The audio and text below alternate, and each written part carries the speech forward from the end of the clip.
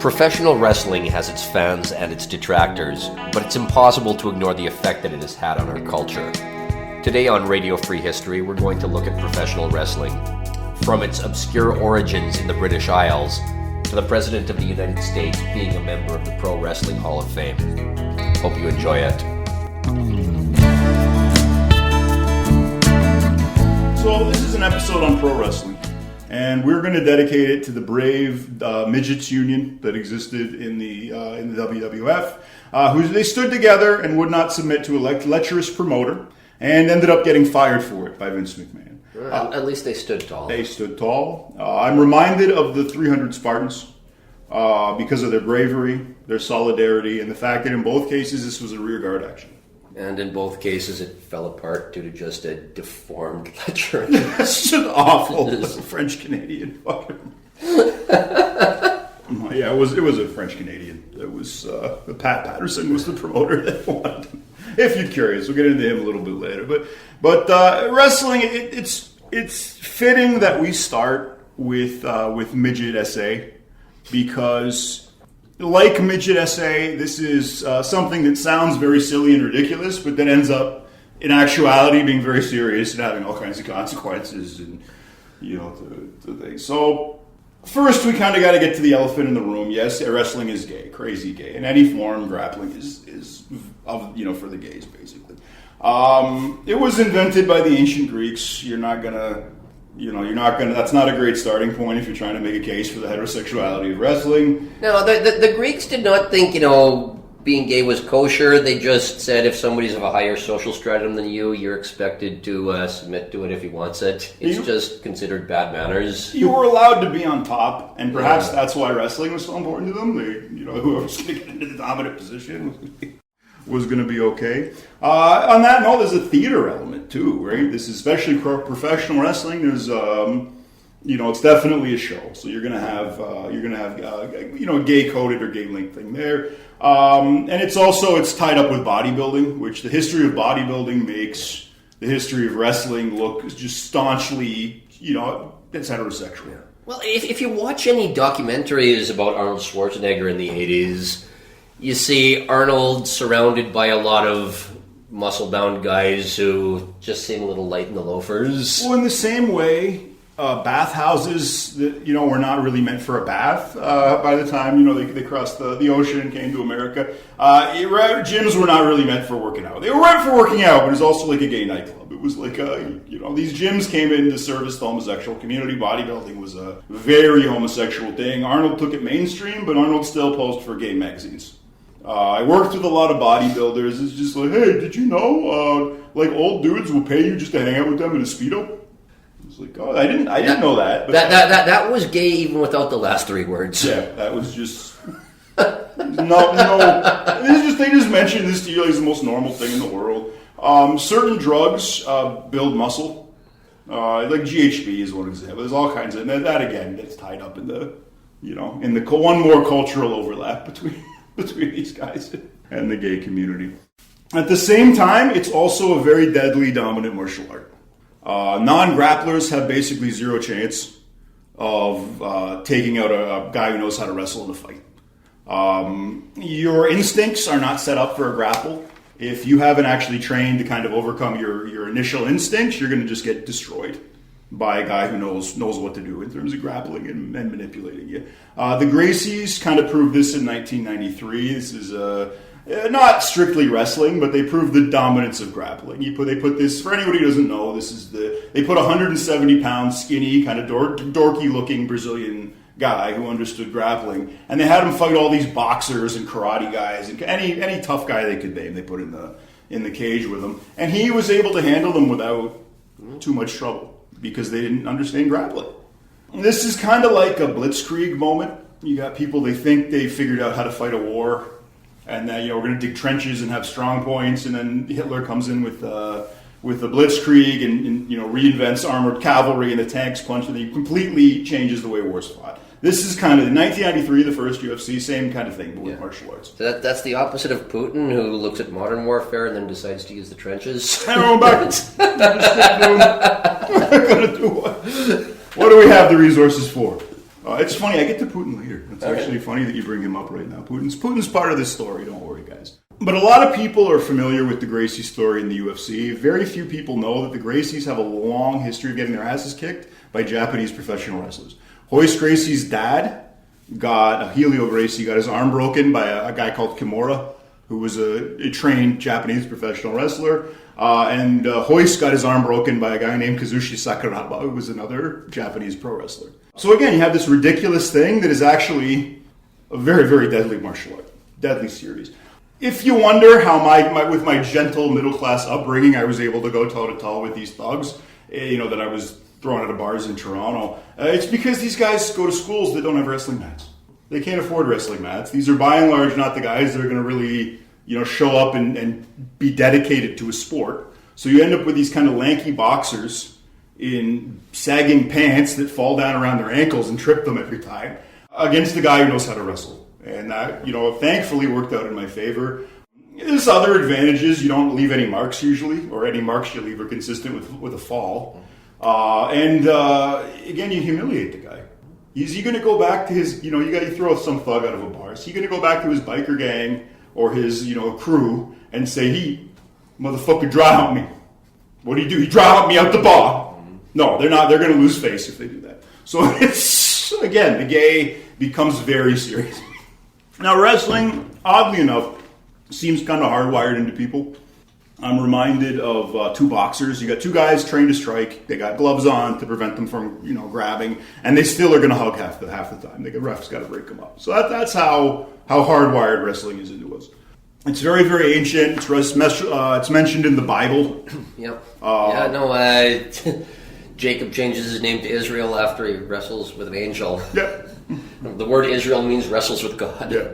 He wrestles with him, and it's depending on your interpretation, he either gets heel hooked and or gets his balls grabbed by the angel. Depending on your interpretation of that thing. So again, this is not what we would think of as Olympic wrestling that these guys are doing. This is much more similar to pro wrestling. This is like a nasty submission-based style. Now, where did this come from? Like pro wrestling, however, as we know, it kind of has its own lineage.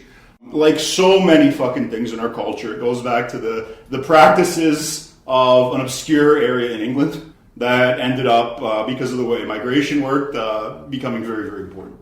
We got to now take a trip to Lancashire.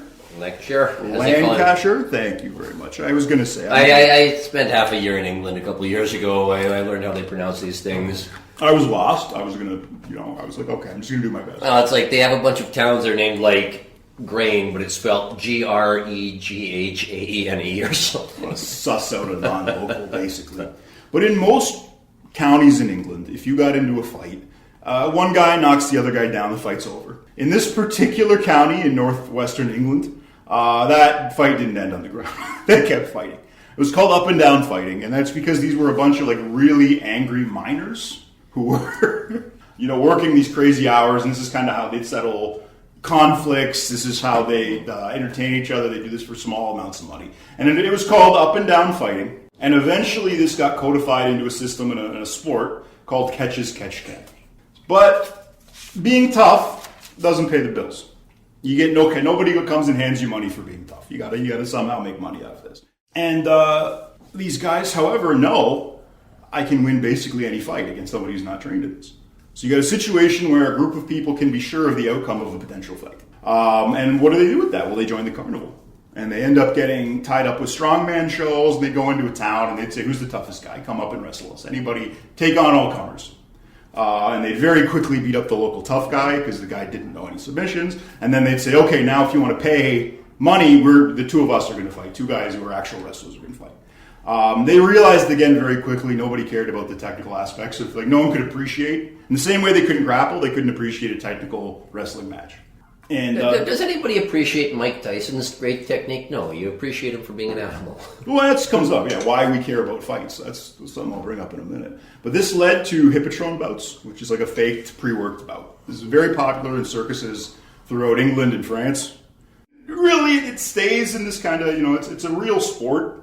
It's a real art, but you make money by going on the carnival circuit and kind of being a show.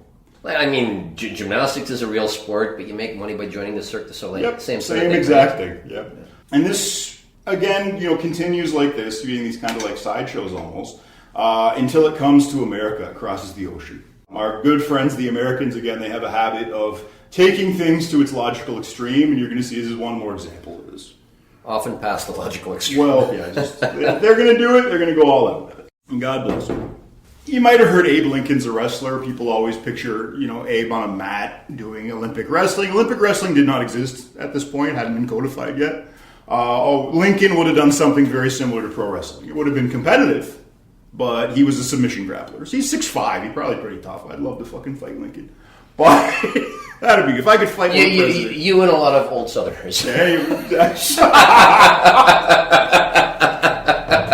That's how he got enough a public profile to get into politics.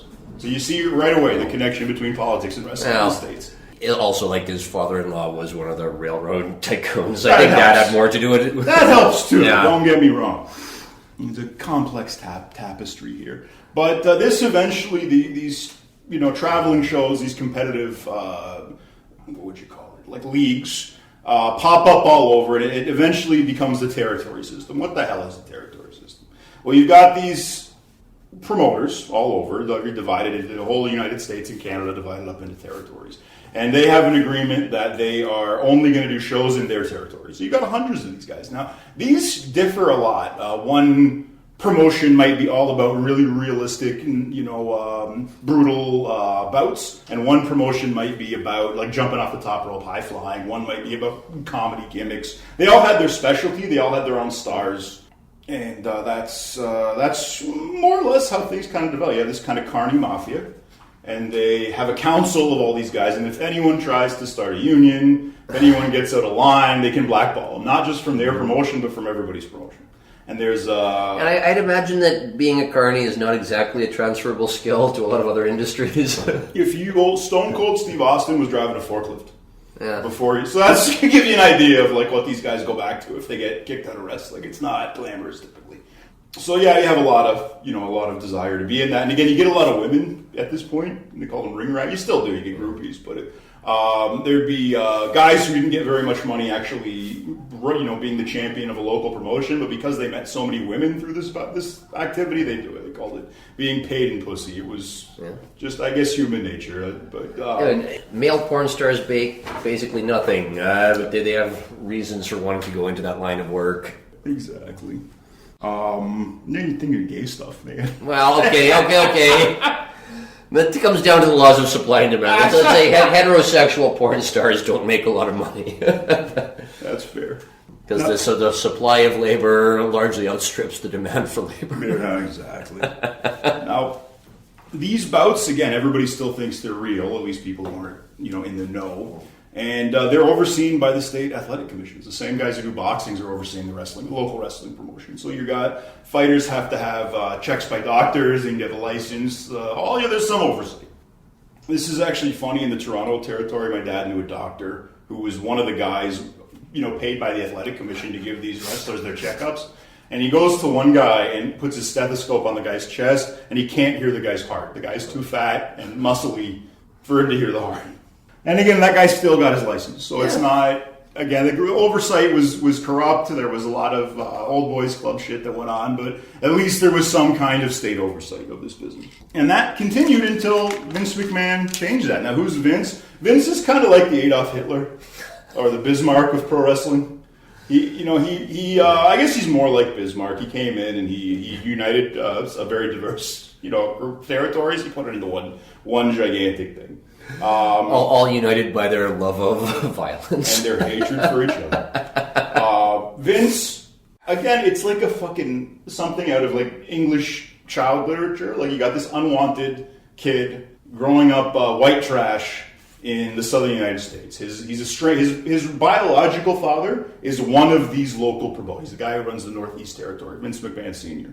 But he's estranged from his actual dad. He's got an abusive stepdad who's white trash, and he's got a mother who's apparently, according to Vince, was incestuous with him. We only know that. He kind of hinted at it or implied it very heavily in a Playboy interview that he did. And then later he talked about it on Howard Stern, because this is the world we're in. That's really all we know about Vince's home life. He'll tell you he was a really troubled young thug. He'd go and he'd fight Marines, him and his little gang of, a Clockwork Orange gang that he claims he ran. And if you go back and you actually talk to the people who went to school with him, it's all bullshit. Yeah. All complete bullshit. He was barely noticed. People like his teachers really didn't remember him. He claimed he was like the worst kid in school. He was a nobody. Again, like a freaking Harry Potter. He's living in poverty. Nobody cares about. And then all of a sudden he gets to 15. It's like, you're a wrestling promoter, Harry. His dad somehow, and again, this is not fleshed out as much as it would be great to be fleshed out, but somehow he gets back in touch with his biological father. And at that point, the guy who had been to that point called Vinnie Lupton, which was, again, another parallel with Hitler here. He had a ridiculous name until he changed it. And he becomes Vince McMahon. And he goes to work for his dad. Like most screwed up kids, right? You go and you work from nothing out of the ordinary there. One night, one of Vince's announcers wanted, I'm sure, a fair deal. He wanted more money. And Vince Sr. fired him and told his kid, get up there. You're the announcer now, buddy. So a bit of fun. You can see how fungible these people are. Yeah. I want to talk a little bit about Vince's psychology. This is something that I noticed again and again and again with some of these figures. Especially if your dad is a very powerful guy who never gives you the time of day. You don't get that, if you don't get that approval from your dad, you can end up with this powerful just hunger and drive that no accomplishment will ever fill that desire.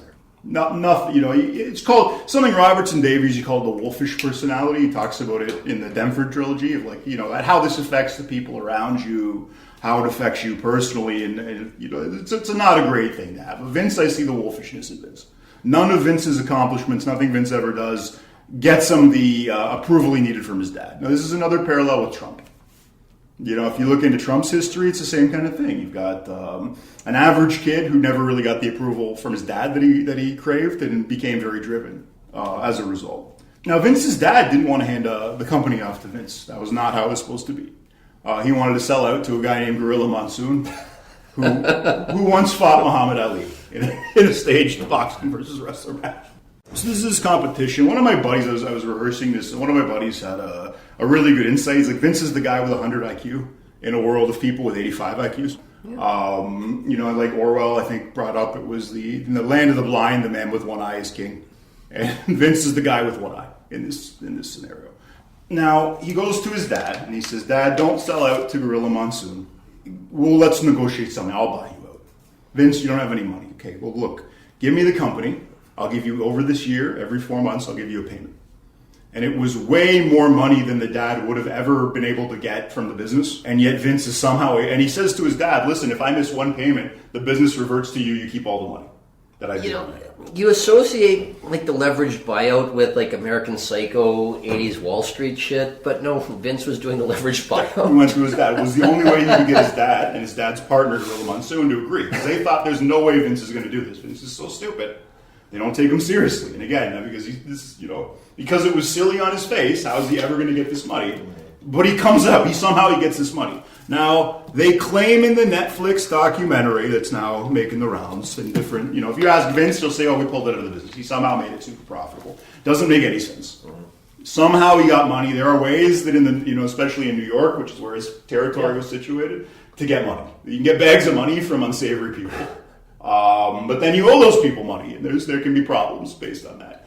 I would bet big money that this is nefarious. This money was nefarious. That it came from organized crime or some such thing. There's no proof of that, to be very, very clear. But that's based on the preponderance of evidence. Somehow Vince got there's enough money to buy his dad's promotion.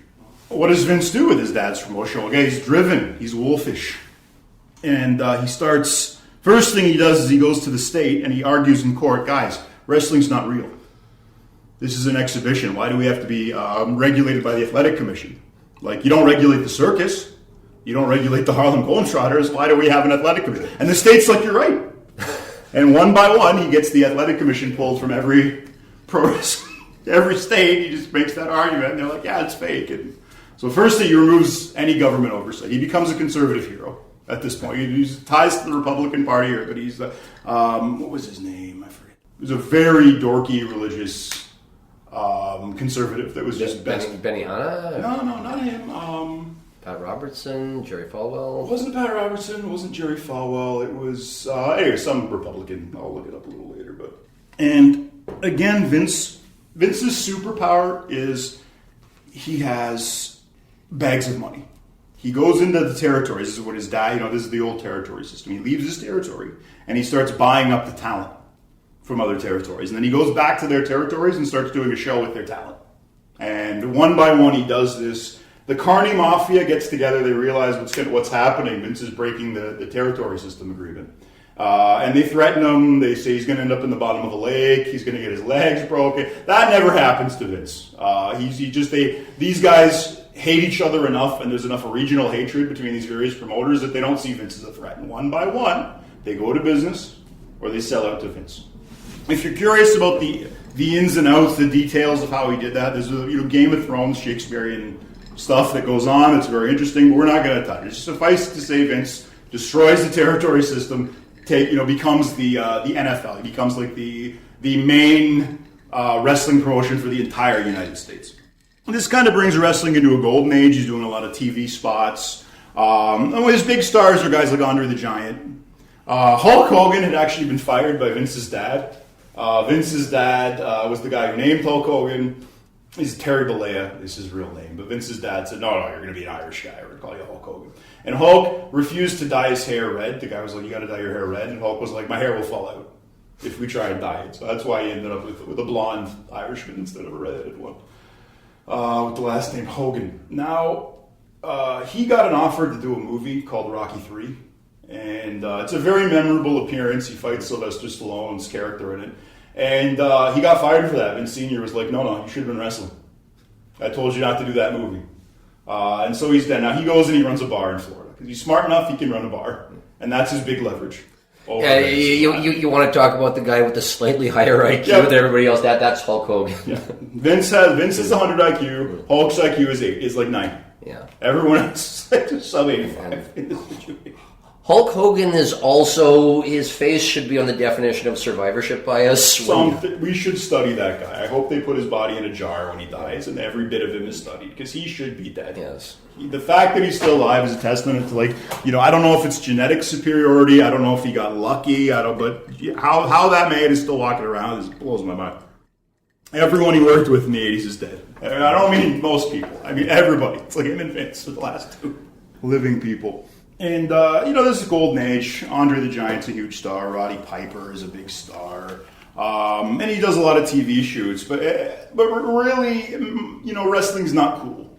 Wrestling's a big deal, but it's not really broken into the mainstream culture yet, in a way. It's not, people don't take it serious. Sounds like NASCAR. It's like a NASCAR. That's a great analogy. Yeah, it's something like NASCAR. It's like a white trash, like a roller derby, for anybody who remembers that. It's like a white trash, low-level thing that you'd be embarrassed to tell people you like. That is true. That remains true in the culture until a wrestler called Captain Lou Albino, who was quite a character, ended up meeting Cyndi Lauper in a plane. They are both in the first class together, and they hit it off, and he ends up in one of Cyndi Lauper's music videos, playing her dad, and the girls just want to have fun. Video. Also, he's the guy who played, Super Mario in that old 90s show. Yes, also he played Mario in the 90s one. Very staunch career. At this point, he's not wrestling anymore. At this point, he's like a manager.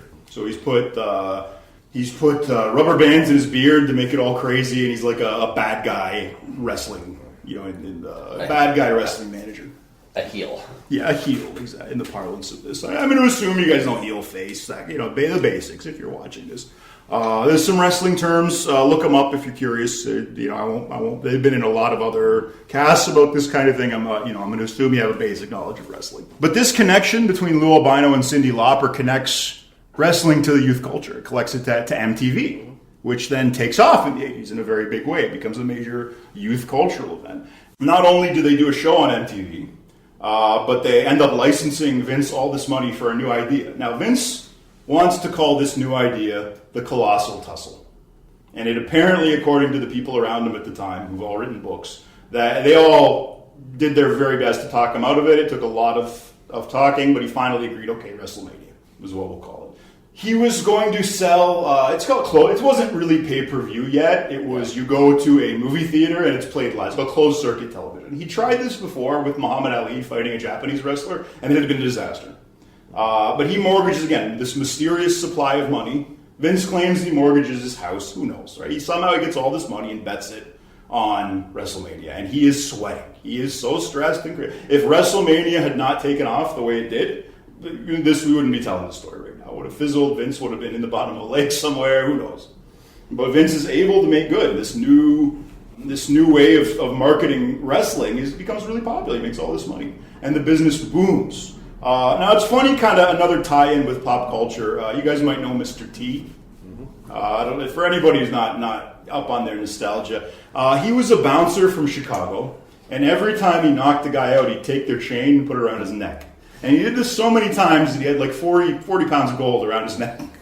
This is another guy who's somehow still alive. Yeah, that's fascinating. But he played the bad guy in Rocky III. Him and Hogan had become friends, and eventually, because he was a star of the A-Team, they brought him in to do a tag team with Hulk Hogan. So you have another tie-in with pop culture here. And fittingly enough, a bunch of celebrities show up to WrestleMania. You got Andy Warhol shows up, he's an avant-garde artist talking about how wonderful the show is. And that, again, all this comes together, gives wrestling credibility. And the other thing that gets lost in terms of people talking about WrestleMania 1 is the music. You'll never hear WrestleMania 1 anymore. They can't get the licensing for all the rock songs. Hulk Hogan and Mr. T come out to Eye of the Tiger. There's all this like 80s, it's a very peak 80s for sure. Yeah. Big money. Now at this point, because there's a huge boom in wrestling, Vince wants to get all the money he can out of it. He's trying to get every dollar, because he doesn't know how long it's going to last. So he makes his wrestlers after WrestleMania work 7 days a week. They're wrestling. This is very hard on the body. This is not... Just to be clear, in the antebellum South, most slave owners gave their slaves Sunday off. Yep. Yeah, and this is... No, not in Vince's... not in Vince's world. Now, some of the wrestlers realize, okay, this is a big business now. We need some kind of wrestling union. A guy named Jesse Ventura, who ended up being the governor of Minnesota, tries to start a wrestlers union at this point before WrestleMania 2. And Hulk Hogan rats him out. Hulk Hogan goes to the boss and says, Massa, the other slaves is trying to organize. And at that point, he's already Vince's golden boy, but he became, if you're curious why those two, Vince and Hogan are tied at the hip for a lot of this next part of the story, it's because he was the guy that ratted out the union. So that's Hulk Hogan's legacy of just being a complete scab. And just selling out all the... This is why he's not the most popular guy among other wrestlers. He's still alive. He's still alive. Completely fair, but he's... As they say, time wins more arguments than logic does. Now this... Yeah, so you got Vince, he's got all these wrestlers by the balls. He can blackball anybody he wants. They've got no representation. They've got no state oversight. And he's making them work 7 days a week. And he's paying them a pittance of what they're actually making. But again, wrestling's now a big business. Wrestling's now in the mainstream culture, and this brings scrutiny. Now, the first little bit of scrutiny, I guess the first bit of wrestling hitting mainstream culture is Hulk Hogan is trying to promote WrestleMania 1, and he goes on a talk show. And the announcer is being flippant with him about how wrestling's fake. And Hulk says, okay, I'll do a wrestling move on you. And he proceeds to do a catch wrestling move called the Gravit.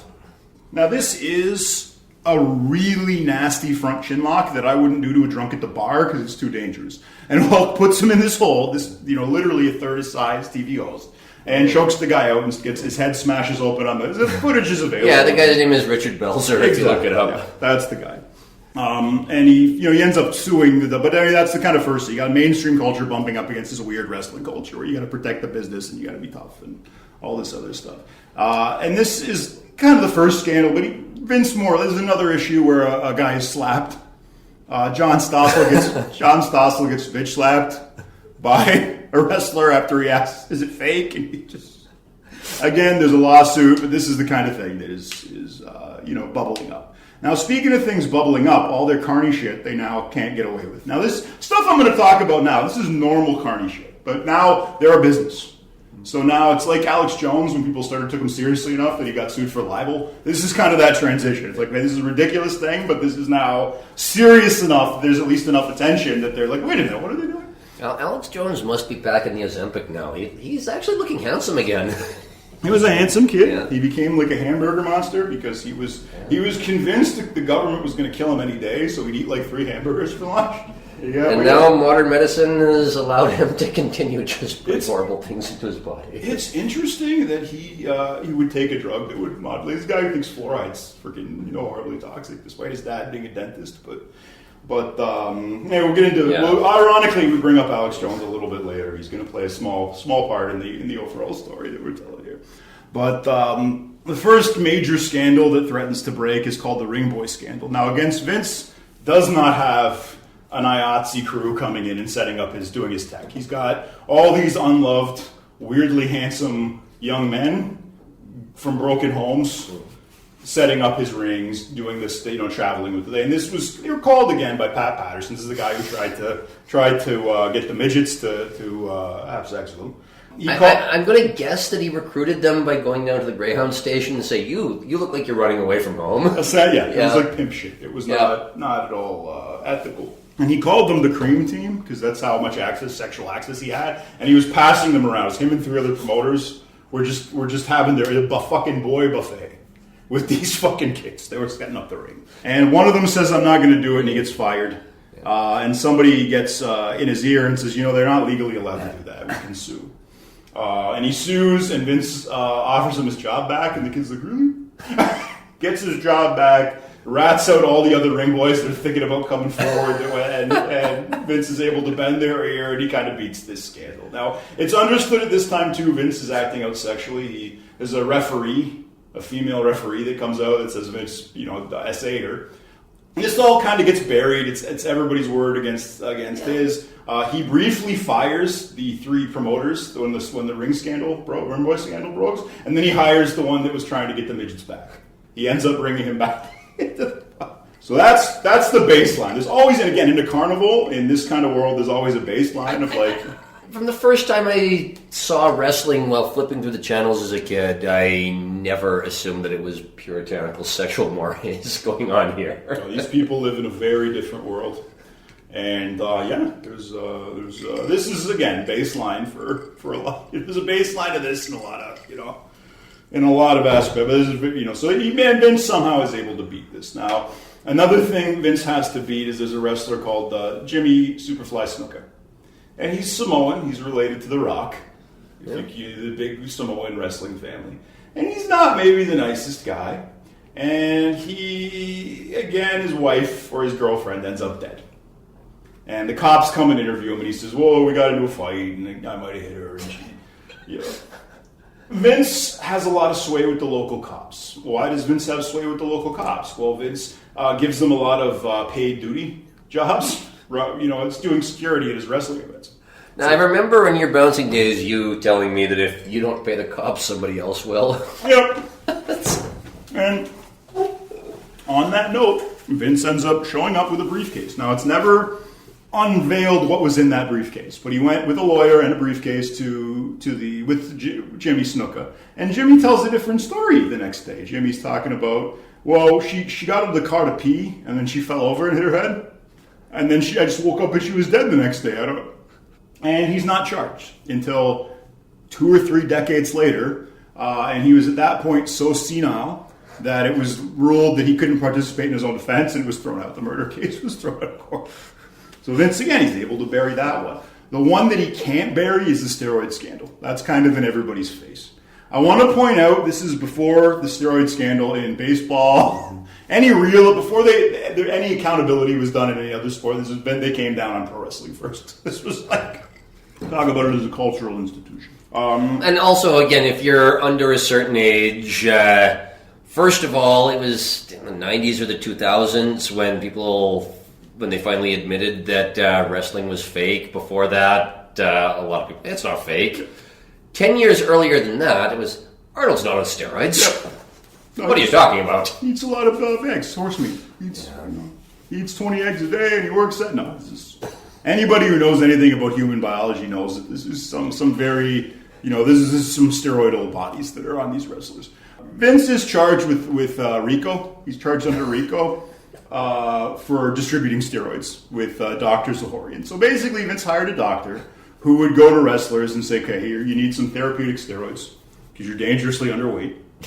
And also, while I'm here, do you need anything else? Oh, painkillers? Yeah, I'll give you some painkillers. You need to sleep, sleeping pills. You know what? You got a very tight schedule here. I think there may be some attention deficit disorder. We're going to give you some stimulants. All of their drugs are coming from here. Now, this has been a long-established practice. Vince Sr. used to talk about how wrestlers needed their candy. You know, again, to do the schedule, to do the things that they're asking, you need some help. And these guys were, you know, again, but everybody goes to court. They says, yes, we were all doing steroids and drugs. No, Vince never directly told us to do it. He just kind of created a culture or embellished a culture where if you didn't do steroids and you didn't keep up with the 7-day-a-week schedule, you didn't get any more work. So it's legal to do that. You can put, you know, like 85 IQ people in a situation where it's understood that they have to do it, but as long as you don't directly tell them to do it, you're in the clear. So Vince after showing up to court with a fucking neck brace, a la fucking echoes of Harvey Weinstein many years later. He shows up with a neck brace and he somehow beats this case. And he's blown away. Now, after surviving all these scandals, he's got a final boss of the 90s in terms of the problems that Vince had. And that is a billionaire comes along named Ted Turner and says, this doesn't look that hard. I'm going to just eat Vince's lunch. I'm going to do to Vince what Vince did to all the territory guys. I'm going to buy all this talent, and I'll just do a show directly at this. You know, I'll put my TV show on the same time as Vince's show. We'll try to bankrupt them, and I'll end up the head of it. So Ted, stick to Captain Planet. Stick to environmentalism cartoons. Well, it's like I'm reminded of this. You talked about the Romans and the pre-Scott Scots. You know, it was like, yes, technically the Scots did prevent the Romans from taking over, but it was like they had a lot of other things on the go. Yeah. This is this is like the outskirts of Ted's empire. He's not, you know. And he finds a guy named Eric Bischoff who doesn't really know wrestling, but he knows enough to rip off a Japanese promotion. So he steals their gimmicks, brings in all of Vince's talent, and does a bunch of dirty tricks to try and put Vince out of business. And Vince is, again, he can't compete with them in terms of buying power. So what does he do? You know, they're gonna use his tricks against him. Well, he goes to a small promotion called ECW, which is like they were doing an adult, different, you know, more risque, grittier kind of wrestling, and he starts buying their talent and putting them on at the same time he becomes his own heel. Now, for the people who thought WWF was too highbrow. Yeah, the ECW was. Yeah. He changed it to Extreme Championship Wrestling is what it was. There's a guy named Paul Heyman. Now, Paul Heyman I met a few times. He's friends with some of my bosses in Toronto. Very interesting character, Paul. But anyway, he's the guy, he's the brains behind ECW. You now have 3 promotions. You've got WCW, which is Ted Turner's project, and they have all these big stars on all these big contracts, and it's not very hard to outbid Vince when Vince was really not paying what he could pay, and they offered them lighter schedules, and he ends up with all the talent. Now, one talent guy that they poached was a man named Bret Hart. And Bret didn't want to drop the title before he went to WCW. And Vince didn't want him ending up with his champion, his crown champion, ending up on the other guy's wrestling show. So he did something called the Montreal Screwjob. Again, it's if you're interested in it, he basically told Bret, "We're going to do a finish this way," and then he just rang the bell and had him lose in Montreal and took the title off him.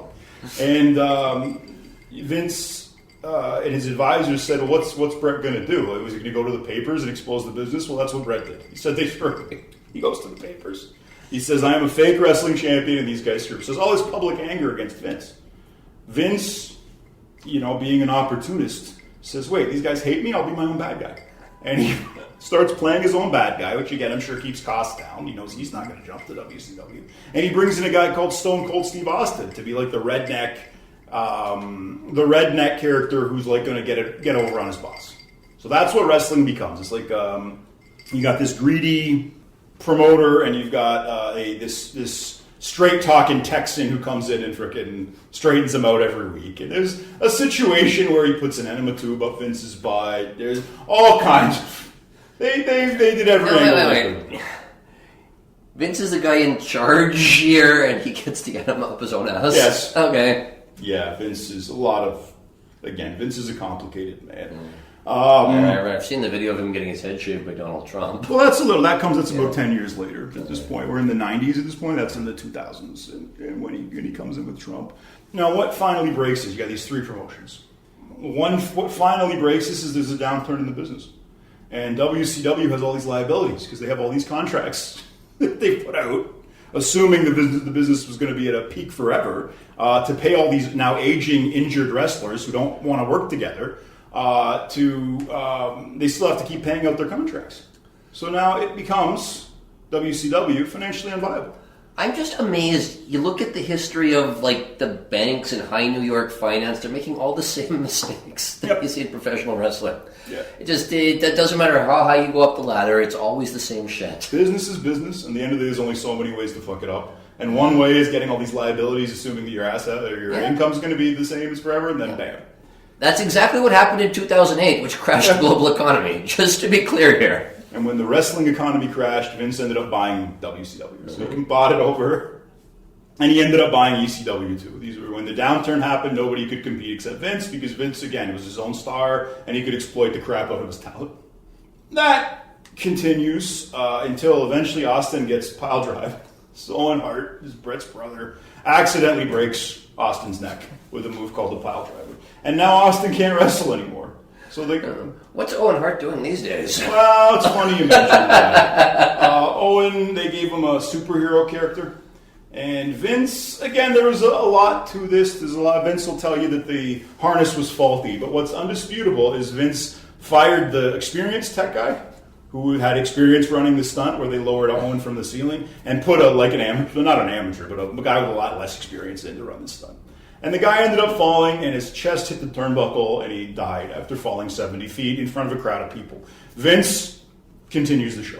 Vince says, no, we're going to doesn't tell any of the wrestlers that Owen died. They tell him he's in hospital, and the show goes on. So this is now, he screwed Brett. He screwed Brett's dad, funnily enough, when he took over. Brett's dad had been a territory runner, or ran a territory. Vince completely fucked him over, too. And everything. But eventually, Brett... Also, when you say the show must go on, that show includes Owen Hart's funeral. Yep, they did a whole memorial episode.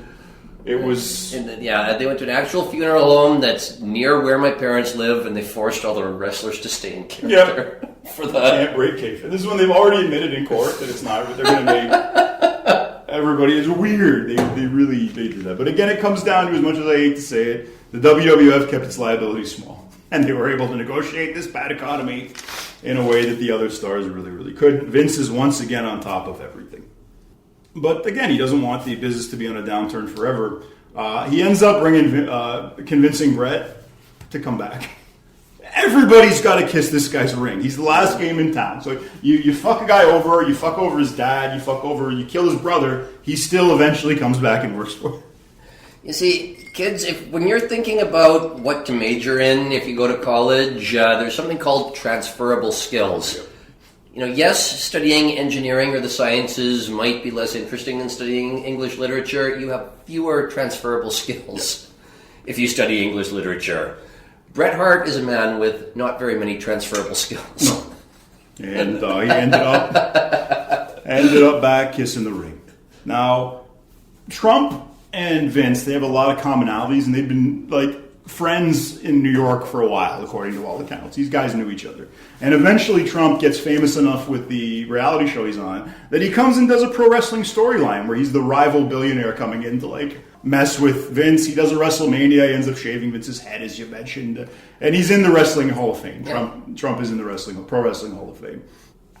And this leaves us to where, we got to talk a little bit more about this, but Trump... According to biographers of Trump, according to people that were around him during his first presidential term, he normally, if a call came in, he'd be okay. He just talked to whoever called him in front of everybody. When Vince called, everybody had to leave. I'd argue, looking at Trump's campaign, that Vince is probably the brains behind it. He did a lot of pro wrestling stuff. Yeah, no, he did a wrestling style walkout at the first RNC. He cut promos on his competition. And again, his appeal is a pro wrestling appeal. He got the kind of people that are into pro wrestling. Those are the people who are who don't normally vote. Those are people Trump really energized. Yeah.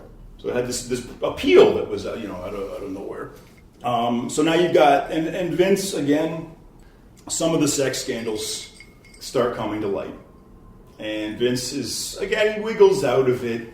He appoints a new board of directors at one point to bring himself back after a sex scandal breaks. And then finally, a sex scandal breaks where it turns out he's trafficking women and offering them to other wrestlers as part of the contract. And he's also got sex toys that he's named after wrestlers that he uses, and apparently he likes to take poos on these women. Apparently, I guess, when hedonism just doesn't cut it anymore, sooner or later, Caligula level shit starts going down. And Vince is apparently no exception, according to if we are to believe this lawsuit. That was enough to finally get Vince foisted from the company. His son-in-law is still running the creative side of it, so I'm sure Vince has a lot of say. And again, Vince is perched on the cusp of power. He's got the ear of the president. The president listens very carefully to him. And that's where we are now. Now, here's where we are now. We are recording this on January 12th, 2025, so Trump will be inaugurated in 8 days. And Vince's wife, Linda, is going to be nominated as the Secretary of Education. She was the small business. She was the small business guy in his last election, or in his last cabinet. So that's the level these guys are.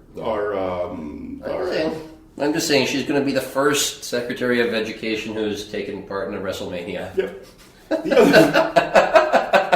other thing about this is you look at we'll talk about his first term for a second. Look at how it ended. It ended with catharsis. Mm-hmm. It ended up with a big group of people getting together and freaking out.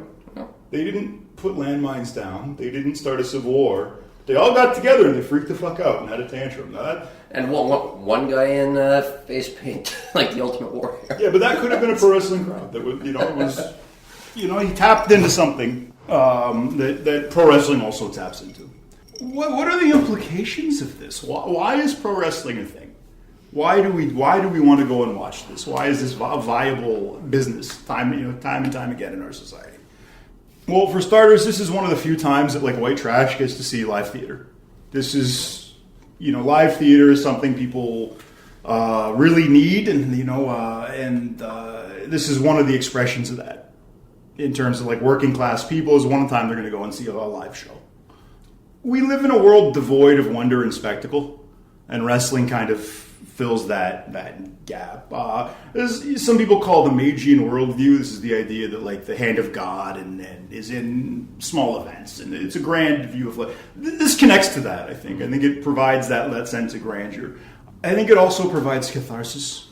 People need to get together and freak out. It takes different forms depending on people's cultures. But I'm reminded again of the revival. What do evangelists do? They all get together. There's a kind of pithy stage show where somebody, gives a promotion or, essentially cuts promos or whatever, this little speech, and people freak out and roll around and speak in tongues and just, this is part of America. This is just deeply embedded in the culture, and I think maybe this is an extension of that or somehow related to that instinct. Again, the only explanation that makes sense to me is that this is something deeply rooted in our evolutionary psychology. We have all this tribal psychology that we don't need anymore because we live in a world that is not in tune with those instincts. We don't live in tribes anymore. We live in a post-industrial or industrial society. And the agricultural revolutions happen, the industrial revolutions happen. But we still have these instincts. And a clever guy like Vince McMahon can come in and make a living by satisfying those instincts. If you think about it, you've got a basketball game, you've got a football game, and you've got a soccer game. And the fight starts, everybody turns and watches the fight.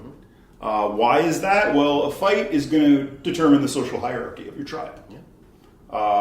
Somebody's going to move up, somebody's going to move down in the social rank based on that fight, and you need to know. Because humans live in bigger groups than most other primates, and you got to be on top of who's on top. Otherwise, the society falls apart. There's a belief too, or there's a theory that maybe gossip is part of that. Yeah. Because you can get everybody on the same page socially, even if they all didn't see the event. That shame the guy. Did you hear what I can keep everybody on the same page in terms of who's running what, or who's in the top of the tribe. No, I mean, Thomas Carlyle wrote about that, where he said when two men who are strangers meet each other, the best thing that can happen is if they know immediately who's the dominant of the pair and who's going to be following. If there's a disagreement over that, a fight is the best way to solve it really quickly so you can get on with things. And the best way to do that, in terms of like if you're talking about social advantages of a wrestling match, because neither guy is likely to get hurt. Yeah, you've got to keep a population up, especially if these are intertribal disputes within your own tribe. You've got to keep everybody healthy so they can do their jobs and keep you alive and hunt with you and whatever else. If you're murdering each other, you very quickly run out of people. If you are wrestling or you have some other conflict resolution like that, where you can make your point and not seriously hurt each other. Even with striking, right? Usually if two men fight, one guy gets knocked down, that's typically it. Yeah, then they shake hands, go for drinks. Points been made, all done, right? Because it's not about killing the other guy, it's about who's dominant. Mm-hmm. And why does this matter to us? Because we are primates that needed to know who was in charge. Also, I mean, if you're in a large team that needs to get something done, whether it's hunting the mammoth or starting a company or whatever it is, you need to know where everybody is in the pecking order. Well, and this is why the parasocial relationships are so important. People relate to these wrestlers, these characters, in a way deeper than people would relate to characters on a scripted TV show or a more scripted TV show. But it's very similar to the kind of relationships people develop with like YouTube talking heads or people on their social media, or like, for whatever reason it triggers that same. I feel I know you emotionally on some level, right? It's interesting because if you don't have that, you don't care as much about the fight. If you don't have a parasocial relationship, like we're hardwired to care about people we care about fighting. Well, yeah, you're talking about the golden age of wrestling in the 80s. In the 80s, Vince McMahon just needed to put one guy draped in the American flag and you'd know who the good guy was supposed to be. Now, I don't think that's true anymore, but I mean, the height of the Cold War, or at least the end of the Cold War in the 80s, just having a stadium full of people, knowing who to cheer for, It's interesting you bring that up, because the next thing I'm going to talk about is wrestling in totalitarian governments. Okay. That was not intentional. That was not an intentional segue, but there you go. These tie together. Really, this is again and again and again. You have totalitarian governments love wrestling. John Cena had to apologize in Chinese because he made some comment about Taiwan being a real country. And they made John Cena, go in like Mandarin, go through an apology to the Chinese people. It's on YouTube if you want to look at it. They did a show in North Korea. They got their wrestlers and they did a show for I believe it was Kim Jong-il. But they brought him into Pyongyang and they did 2 shows that were apparently packed to the brim because attendance was mandatory. And they did it, and one of the wrestlers, he was trying to get a hold of his wife because he apparently had been debaucherous and she wanted to know where he was. So he finally gets to a telephone. There's not a lot of telephones in Pyongyang. And he calls his wife, and the wife starts screaming at him, "What have you been? You've been partying for a few days?" And he goes, "Sweetie, you have no idea what kind of shithole this country is." And the phone immediately cuts off, and the army guys run in and take him to a room, and there's like a general-looking guy being like, "You don't say oh Korea shithole! You are lucky to be in this country!" So that's interesting. And again, the same kind of thing happened in Saddam's Iraq. Saddam was completely marked. He was a complete mark. Saddam believed pro wrestling was real. And he once threatened to shoot Andre the Giant if Andre beat the Iraqi wrestler that he put up against him. And at the end of the fight, it was for the Iraqi army, so all these guys have their guns and they're shooting up in the air to celebrate the Iraqi guy's victory. And Andre thinks they're shooting at him, so he rolls. But again, you see this, and you see this again and again. This weird connection. Again, it's black and white. It's our tribal psychology. That's the appeal of authoritarianism. Mm-hmm. Is it appeals to our what we have in common, which is our tribal psychology. On that note, the Royal Rumble this year is going to be in Riyadh. So the Saudis are now all pushing pro wrestling. Now this again dovetail. I'm sure you might say, okay, well we're above that. We're not going to do bread and circus for, we don't see any of that in our politics. I don't believe humanity's above anything. Well, you look at, in terms of manipulating our tribal psychology, right? You look at Rob Ford and Putin. Now, I was working during the crack scandal with Rob Ford, and I had a lot of long shifts with guys who were big fans of Rob Ford. And inevitably, they were fans of Putin, too. And, I got Russian cousins, so I'm trying to explain that, this is not a utopia that Putin is running. and that Rob Ford is, an out-of-control drug addict. And they didn't care. They didn't give a shit. I talk about the corruption. I talk about Rob, mismanaging the city's finances to where he almost got charged criminally over it. I talk about all those issues. I talk about Putin's corruption, murdering journalists, all the crony capitalism that goes on. They didn't give a shit. Yeah, all the oligarchs who mysteriously fell out of buildings in the 90s. One guy looks at me and he goes, but that's honest corruption. All right, we're doing a little double think here. No, good thing I read my Orwell. So I was thinking, how do I what will these guys care about? What moves the needle? I told them one night, Putin's short, right? What? Yeah, Putin's like a 5-foot guy. He won't work with bodyguards over a certain height. Really? Yeah, and his martial arts credentials are completely fake.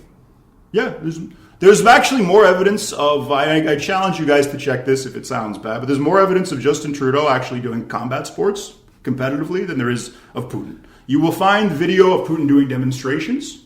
You will not see any video of Putin actually competing in, be it judo, be it taekwondo, anything he pretends he's good at. There's zero evidence of him actually being good at it. That moved the needle. And they didn't care about Rob's crack smoking, but they cared when I framed it like this. Guys, the Dixon Street Bloods, who are the gang that got the footage of him smoking crack, they're complete morons. And they were able to trick him. They outfoxed him. They got this footage. He's weak. He's vulnerable. If the Dixon Street Bloods have footage of him smoking crack, then the Hells Angels and the Mafia have footage of him freaking with Thai lady boys smoking opium. That they care about. Yeah. Well, I mean, you talked about Putin. In the last 200 years, there have been exactly 2 occasions where Russia liberalized. The first is right after they lost the Crimean War, and the second is right after they lost the Russo-Japanese War. Yeah, it wasn't smooth sailing after these people. I'm just saying, that's the only time that the Tsar ever had to, or the Tsar / dictator / whatever, ever was willing to make any sort of concessions to the peasants after he looked weak. So we killed Gopnik? Yeah. Well, and I was curious why this was. I was curious why the hell they care about these things, but not actual things that would relate to actually running a country. And it's because their appeal is not rational. Their appeal is rooted in our tribal psychology. It's the appeal of the alpha male. This is why Putin will go to great lengths to try and look tough, try and look tall. This is why nobody cared when Trump was acting out sexually or doing no one gives a shit, because that's what the alpha male does. The alpha male does whatever he wants. He pisses people off. He decides that. If you look at the archetype of the alpha male, you're going to see again. This is the appeal. How many people loved Bill Clinton and hated his wife? Yep. You'd think if Hillary had been elected, it would be basically the same people who supported her husband. Nope. But there's just the number of people who had Clinton nostalgia but still hated the prospect of a Hillary presidency. Well, it's just amazing. Speaking of candidates like that, this arguably, is I see Trump as a Hogan figure. Yeah, he's the Hulk Hogan of politics, basically at this point. When I was watching Trump's initial rise, we got into this a little bit earlier, but he used pro wrestling techniques. He did walkouts, he cut promos. His appeal is based on, and again, probably with Vince whispering in his ear, I'm going to be the alpha male. He's not going to balance the budget. He's not going to do... No, he's not even going to try to do that. He's not going to build infrastructure. He's not going to do things that maybe need to get done. He's not going to establish a great... But he's the alpha male, and that's his appeal. For some reason, something I've noticed, I understand the mainstream media made a mess of this, but inevitably, these kind of messianic figures that rise out of the American zeitgeist into prominence, they're very tanned. I don't know why. There's a fake spray tan. Trump initially, Alex Jones is very tanned. Glenn Beck is kind of pink-faced. Falwell, kind of like a deep. For whatever reason, there's something deep in American psychology that needs like a pink-faced red guy to tell you what to do and be like. That's part of it. I don't know why. It's something I've noticed. And again, a lot of the appeals. It's like, really, what's Trump's appeal? Are you guys pissed off? Are you guys angry? I'm angry too. But I can do something about it. And I'd argue that Trump employing these techniques, these pro wrestling carny techniques, is like Hitler employing the Blitzkrieg. You have the other side was used to fighting by these rules. They thought they had a good idea of what politics was. He comes in with these new techniques and completely changes the game. Yeah. And like it or not, whether love them or hate them, this is the world we're in now. We're in a world where appealing to people's tribal psychology in a direct way is going to be very important moving forward in terms of determining who has power. Barack Obama's whole appeal was being, the young guy, the young, cool, hip guy who, is going to move past the old way of doing things, is going to be hip with the social media and everything. I can't think of anything that's going to destroy Barack Obama's legacy more than a guy 20 years older than him who's just better with social media. Yep. Yeah, and better at manipulating the zeitgeist. Yeah. Like, really, 8 years, he got one small healthcare reform through? That's all he did. What else did he do, right? And it comes to this, and it's interesting if we take Trump as a Hogan figure. It's interesting that we ended up with the January 6th happening, because, again, it's a big rally. Everybody got pissed off, and they went and they had essentially a catharsis.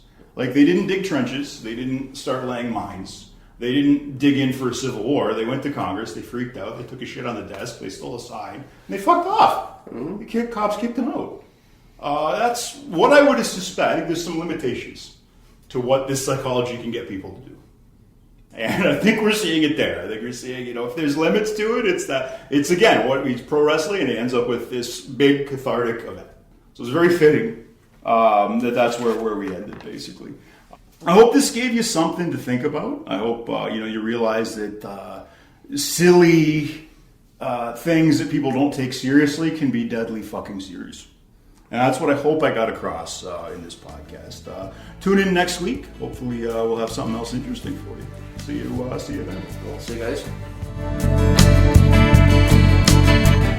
All right, you know the drill. Like and subscribe on YouTube or wherever you get your podcasts. Support us at Ko-fi.com/Radio Free History or at subscribestar.com/radio-free-history.